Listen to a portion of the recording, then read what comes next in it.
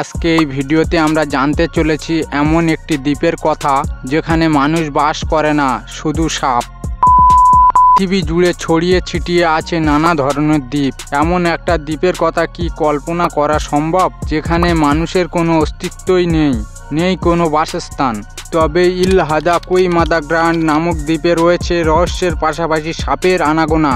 দ্বীপটির নাম যেমন অদ্ভুত তেমনি সুন্দর, তবে দ্বীপটিকে নিয়ে স্থানীয়দের মাঝে বিরাজ করে ভয়। অধিক পরিমাণে সাপের বসবাস থাকায় এই দ্বীপ থেকে মানুষ দূরে থাকে। ঘরবাড়ি বা চাষাবাদ করার আগ্রহ নেই কারো মাঝে।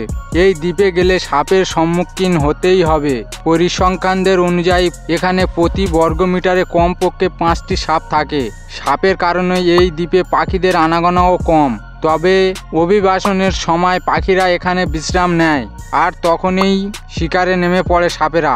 ব্রাজিলের শহর সাও পাওলো থেকে 33 কিলোমিটার দূরে এই দ্বীপের অবস্থান।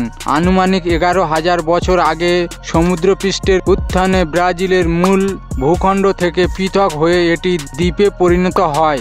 ওই দ্বীপে বিষধর সাপের মধ্যে পিট ভাইপার অন্যতম এবং এই দ্বীপটির এই সাপের আবাসস্থল। পৃথিবীর অন্যান্য বিষধর সাপের শত শত প্রজাতিও এখানে আছে। ব্রোথোপস ইনসুলারিসের মতো সাপও আছে এখানে। এখানকার লাইট হাউস রক্ষণাবেক্ষণের জন্য বহু বছর আগে একটি পরিবার বসবাস করতেন। তবে শোনা যায় সাপের দল ঘরে ঢুকে পুরো পরিবার মেরে ফেলেছে। এরপর থেকে বছরে একটি নির্দিষ্ট সময়ে সেই লাইট হাউসের কাজ করতে অভিজ্ঞ একটি টিম সেখানে যায়। কাজ শেষে আবার ফিরে আসে। দ্বীপটিতে সাপের সংখ্যা নিয়ে মতপার্থক্য রয়েছে। ধারণা করা যায় 4,30,000 বর্গ কিলোমিটারে এই দ্বীপটিতে কমপক্ষে 4,30,000 সাপ রয়েছে। হিসাবে প্রতি বর্গ কিলোমিটারে একটি করে। তাই দ্বীপটিকে আইল্যান্ড অফ স্নেক বলেও ডাকে অনেকে। এই নামেই এটি বেশি পরিচিত। এসব সাপ আকাশে উড়ন্ত পাখিকেও ছোঁ মেরে পেঁচিয়ে নিজের খাবারে পরিণত করে। এছাড়া টিকটিকি এবং অন্যান্য ছোট সাপও থাকে এদের খাদ্যের তালিকায়। এখানে আবাস বিরল প্রজাতির সাপ গোল্ডেন ল্যান্স হেডও পাওয়া যায়। মাত্র 20 ইঞ্চি পর্যন্ত বৃদ্ধি পায় এরা। এদের মূল খাবার হচ্ছে পাখি।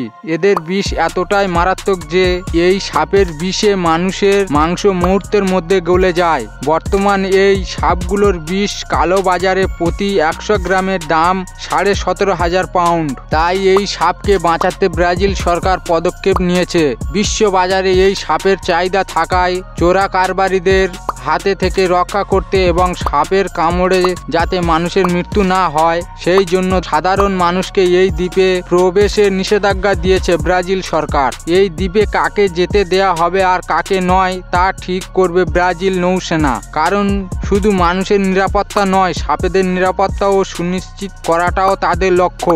তাই কয়েকজন বিজ্ঞানী ও নৌসেনা আধিকারিক ওই দ্বীপে যেতে পারেন।